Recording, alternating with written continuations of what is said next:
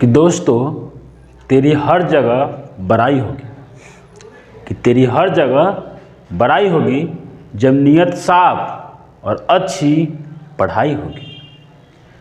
नमस्कार दोस्तों, स्वागत है आपको अपने ही YouTube channel Azad physics by Azad sir में। आज हम लोग बहुत ही इम्पोर्टेंट टॉपिक लेकर आ गए हैं, इसका नाम है करंट डेंसिटी और ओम्स। आज हम लोग पढ़ने जा रहे हैं बहुत ही धांसू टॉपिक है, इसका नाम है ओम्स लॉ, ओम का नियम। तीसरा चैप्टर का बहुत ही इम्पोर्टेंट टॉपिक है। चलिए तो हम लोग देखेंगे क्या, हम लोग कुछ जो इलेक्ट्रिक करंट पढ़ लिए थे, इलेक्ट्रिक करंट के बाद कुछ हम लोग को इम्पोर्टेंट पॉइंट पढ़ना है। क्या पढ़ना है? कुछ हम लोग को इम्पोर्टेंट पॉइंट पढ़ना है। देखिए लिखेंगे क्या, लिखिए साथ में आप लोग भी। सम टेंट टर्म्स,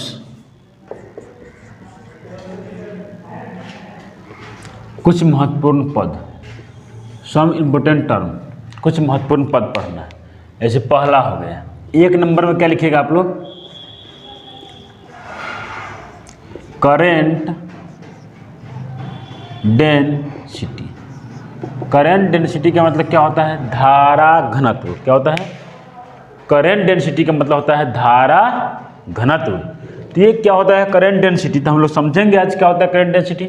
चलिए, तो करंट डेंसिटी का मतलब होता है जब किसी चालक के प्रति इकाई अनुप्रस्थ काट क्षेत्रफल से होकर, किसी चालक के प्रति इकाई, मान लीजिए कोई चालक है, इसके प्रति इकाई अनुप्रस्थ काट के क्षेत्रफल से होकर प्रवाहित धारा को धारा घनत्व कहते हैं। इसे जे द्वारा सूचित किया जाता है। ठीक है, चलिए तो हम लोग फिर आगे समझेंगे। डिफिनेशन लिखते हैं, पहले नोट करिए आप लोग भी साथ में। देखिएगा, when the electric current flowing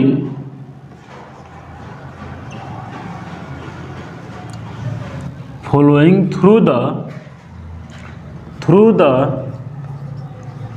any conductor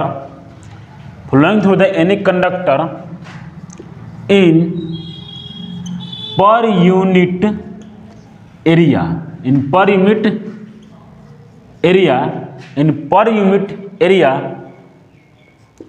is called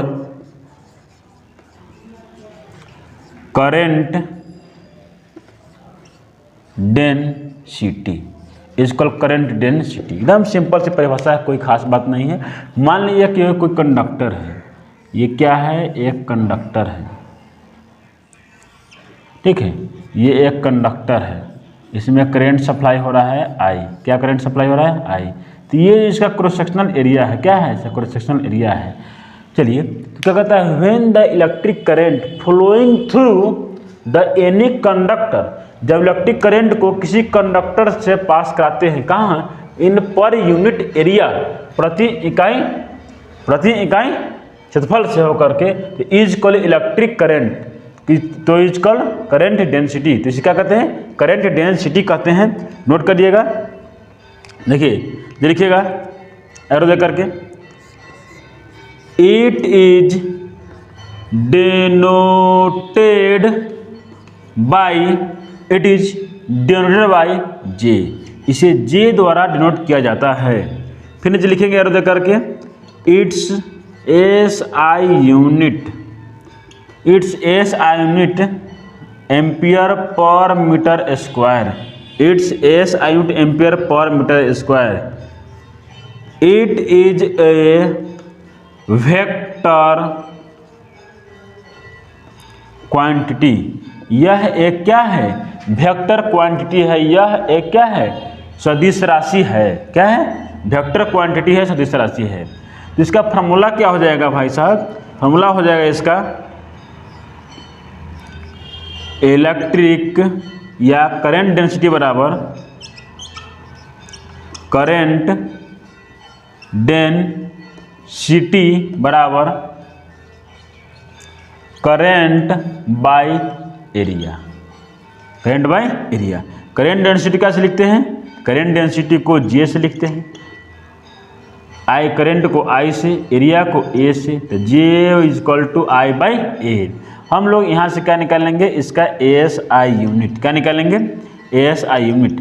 current का एम्पियर और एरिया के मीटर स्क्वायर क्या हो जाएगा? Ampere per metre square. थोड़ा मंदिर में घंटी बज रहा है इसलिए मैनेज करिएगा थोड़ा सा। एम्पियर पर मीटर स्क्वायर क्या होता है? एम्पियर पर मीटर स्क्वायर, ठीक है, एम्पियर पर मीटर स्क्वायर हो जाएगा। डायमेंशन अगर बात करेंगे तो क्या हो जाएगा? करेंट का डायमेंशन A हो जाएगा, एरिया का डायमेंशन L स्क्वायर हो जाएगा, A L के पावर माइनस, ठीक है। चलिए तो यहाँ तक नोट कर लिए। तो हम लोग का नेक्स्ट जो टॉपिक है, तो करंट डेंसिटी के बाद हम लोग क्या पढ़ेंगे? अगला टॉपिक जो है वो है ओम्स लॉ। ओम्स साहब ने क्या कहता है? ओम्स लॉ क्या कहता है इसके बारे में हम लोग समझेंगे। पहले क्या कहता है ओम्स लॉ? देखिए ओम्स लॉ क्या कहता है कि ओम का नियम आप लोग 10th क्लास में पढ़े होइएगा। एक वैज्ञानिक का नाम है, एक साइंटिस्ट का नाम है, इसका नाम है जॉर्ज साइमन ओम ने बताए थे क्या कि जब किसी चालक में विद्युत धारा प्रवाहित करते हैं, क्या करते हैं? जब किसी चालक में विद्युत धारा प्रवाहित करते हैं तब क्या होता है कि विभवांतर उत्पन्न होता है। तो उत्पन्न विभवांतर प्रवाहित धारा के क्या होता है? समानुपाती होता है। अगर शुद्ध हिंदी में बोलेंगे तो ऐसे समझेंगे, ओम के अनुसार अचर ताप पर किसी परिपथ या चालक में प्रवाहित धारा के कारण उत्पन्न विभवांतर प्रवाहित धारा के समानुपाती होता है। भी समानुपाती आई से ओम का नियम कहते हैं। देखिए क्या लिखेंगे फिर हम लोग। चलिए लिखिएगा डिफिनेशन, लिखिए अकॉर्डिंग टू ओम के अनुसार the constant temperature, according to Ohm के अनुसार at constant temperature the electric current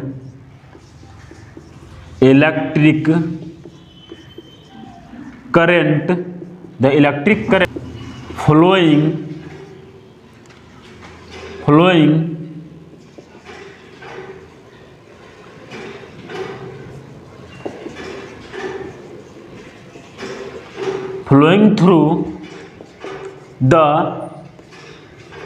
any conductor या सर्किट, flowing through the any conductor या सर्किट, then produce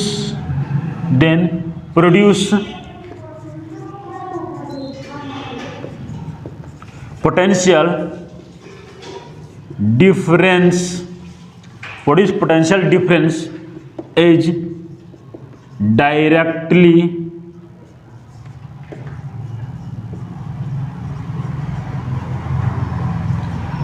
proportional to passing current I। देखिए कितनी सिंपल। अकॉर्डिंग टू ओम के अनुसार एट कांस्टेंट टेम्परेचर अचर ताप पर the electric current flowing through the any conductor, जब इलेक्ट्रिक करंट को किसी कंडक्टर से पास कराते हैं या किसी सर्किट मतलब परिपथ से पास कराते हैं, देन प्रोड्यूस पोटेंशियल डिफरेंस, तब उत्पन्न विभवांतर is directly proportional to passing current I. तब जितना भी विभवांतर पोटेंशियल डिफरेंस प्रोड्यूस होता है वो पासिंग करंट आई के क्या होता है? डायरेक्टली प्रोपोर्शनल होता है।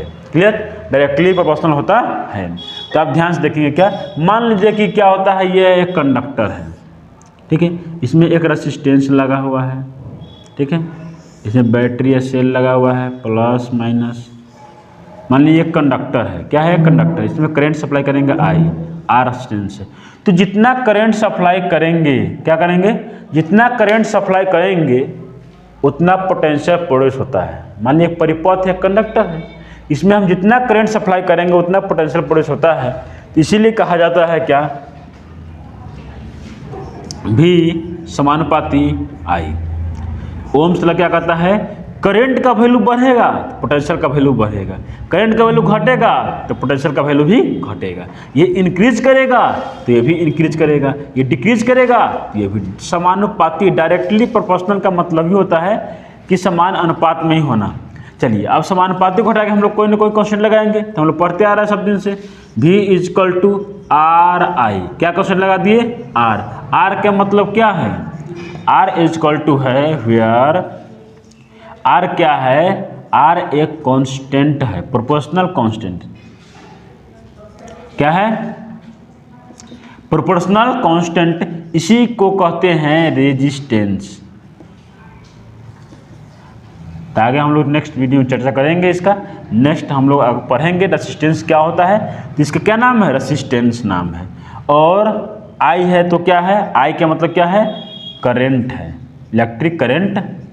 और भी का मतलब क्या है, पोटेंशियल डिफरेंस, पोटेंशियल डिफरेंस विभवांतर है। यहाँ से V इक्वल टू क्या मिला, आर है। इसी को अच्छा लगने के लिए V equal to I R भी लिख सकते हैं, जो बहुत ही VVI फार्मूला है। क्या है, बहुत ही इंपॉर्टेंट फार्मूला, आगे से काफ़ी यूज होने वाला है। V equal to I R. और इसी V equal to I R जो है, तो आप I निकालना चाहेंगे तो क्या लिखेंगे, R गुना में तो भाग में आ जाएंगे तो V बाई आर हो जाएगा।